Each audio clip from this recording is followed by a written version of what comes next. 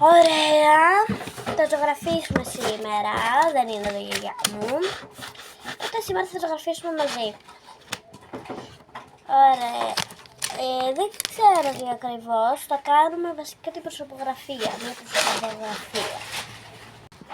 Κάτσε να σχεδιάσω. Ωραία, σχεδίασα το λαιμό και την μπλούζα που είναι αυτό και θα κάνουμε πάνω το κεφάλι. Θα πάρω 2 χέρια.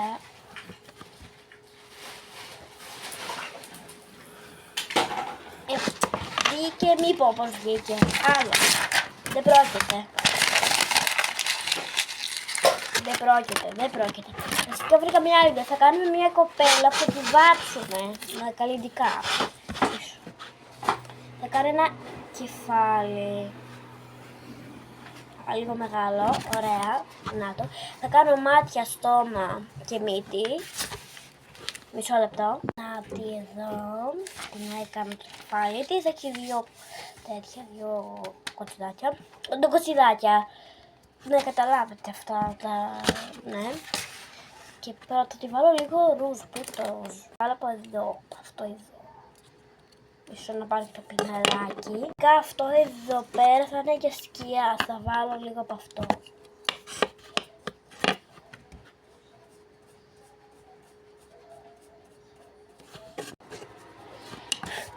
Νομίζω βγήκε αρκετά καλό για να σας το δείξω.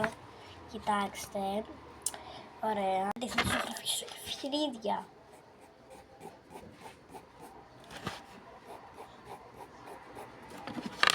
Εντάξει, ωραία είναι. Παιδιά, να το και το κραγιό. Πάμε να τη βάλουμε.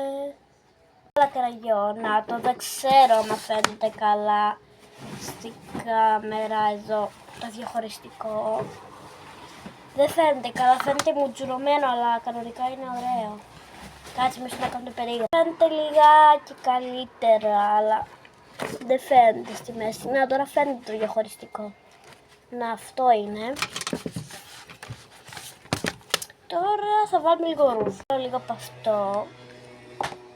Αλλά για να σας πω, το ρούζ όχι στα μάγουλα. Εδώ που είναι κάτω από τη μύτη που βάζουνε.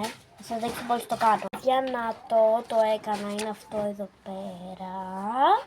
Θα βάψουμε εδώ πέρα τα μαλάκια με ρούζ που χρησιμοποιήσαμε στα μάτια και θα πάρουμε αυτό το χρώμα. Ποιο λόγο βάζω τόσο ρούζ? Δεν βάφεται.